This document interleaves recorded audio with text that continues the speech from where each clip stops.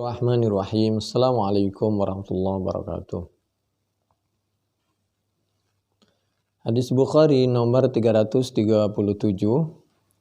Haddatsana Yahya ibnu Bukair qala haddatsana Al-Laits an Ja'far ibni Rabi'ah anil A'raj qala sami'tu Umair maula ibn Abbas qala Aqbaltu ana wa Abdullah ibn Yasar maula Maimunah zawjin Nabi sallallahu alaihi wasallam hatta dakhalna ala Abi Juhaim ibn al-Harith ibn Simmah al-Ansari faqala Abul Juhaim aqbalan nabiyyu min nahwi bi'ri jamalin falakiyahu rajulun fasallam alaihi falam yurudda alaihi nabiyyu sallallahu alaihi wasallam hatta aqbala ala al-jidari famasaha biwajhihi wa yadayhi thumma radda alaihi salam.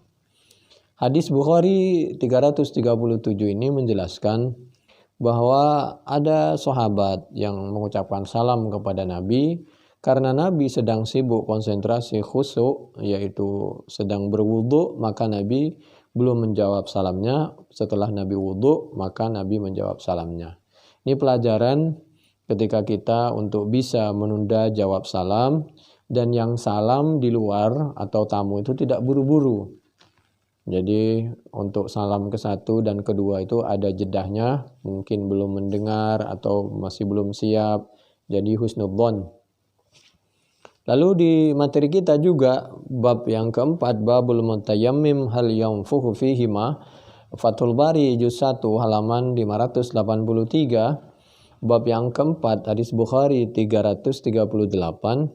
Haddatsana Adam qala haddatsana Syu'bah haddatsana Al-Hakam an Dzarrin an Sa'id ibn Abdurrahman ibni Abza an abihi qala ja'a rajulun ila Umar ibn al-Khattab faqala inni ajnabtu falam usibil ma'a faqala Ammar ibn Yasir li Umar ibn al-Khattab ama tadhkuru anna kunna fi safarin ana wa anta فأما أنت فلم تصلي وأما أنا فتمعكدت فصليت فذكرت للنبي صلى الله عليه وسلم فقال النبي صلى الله عليه وسلم كان يكفيك كذا فضرب النبي صلى الله عليه وسلم بكفيه الأرض ونفخ فيهما ثم مسح بهما وجهه وكفيه.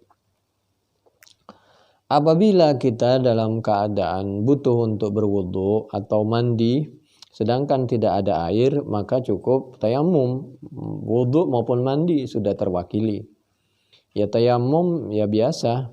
Cuma masalahnya ya ini tangan, lalu ditempelkan misal ke tembok di bawah, lalu diusapkan ke wajah, lalu tempelkan ke tembok lagi yang lebih atas atau samping, lalu ya diusap. Nah seperti ini, yang kiri dulu mengusap tangan, luar tangan sampai sikut, baru sampai sini, udah sampai sini, sampai pergelangan tangan yang kanan, karena ini kan ada debu yang suci. Lalu kemari ke tangan kiri, tangan kanan ngusap ke tangan yang kiri yang luarnya, lalu putar, udah sampai sini, selesai. Ada yang seperti itu, ada yang begitu ditempelkan ke tanah ditiup dulu begitu. Mana yang benar? Dua-duanya benar. Hadis Bukhari 338 menunjukkan fadaraban Nabi sallallahu alaihi wasallam bikafaihil ardh. Kedua telapak tangannya ditempelkan ke tempat yang berdebu.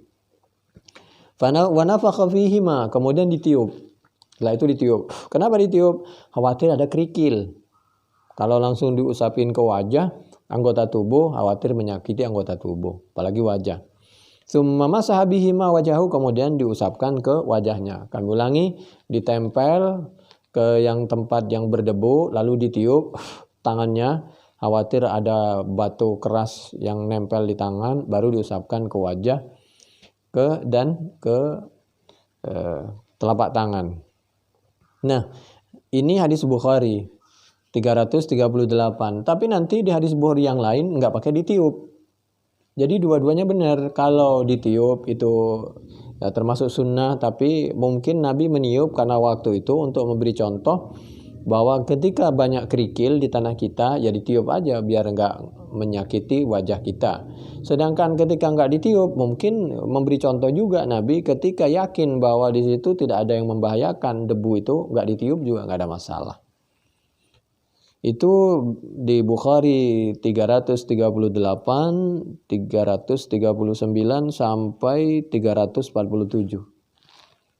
Lalu orang ini ada yang mengusap cuma sampai sini, pergelangan. Ada yang sampai sikut kayak orang mau berwuduk biasa. Yang benar yang mana? Dua-duanya benar. Ada yang mengatakan sampai pergelangan tangan. Ada yang mengatakan pergelangan tangan itu untuk menunjukkan ketika orang mencuri yang dipotong sampai pergelangan saja. Sedangkan kalau wudhu dan tayamum tetap sampai sikut. Karena ayatnya sampai sikut. Itu Al-Maidah ayat 6. Contohnya di 339, 340 ini nggak pakai ditiup. Jadi wadaraba syu'bah biyadaihi al-ardha thumma adnahuma min fi thumma masaha wajahu wa kaffaihi. Demikian juga di hadis-hadis yang lain. Demikian mudah-mudahan bermanfaat sebagai penutup. Karena di Al-Quran juga tidak dijelaskan apa perlu ditiup apa tidak. Surah Al-Maidah surah yang kelima ayat 6. A'udzubillahi minasyaitonirrajim. Bismillahirrahmanirrahim. Ya ayyuhalladzina amanu idza qumtum ilas salati فاغسلوا وجوهكم وأيديكم إلى المرافق وامسحوا برؤوسكم وأرجلكم إلى الكعبين وإن كنتم جنبا فاطهروا وإن كنتم مرضى أو على سفر أو جاء أحد منكم من الغائط أو لامستم النساء فلم تجدوا ماء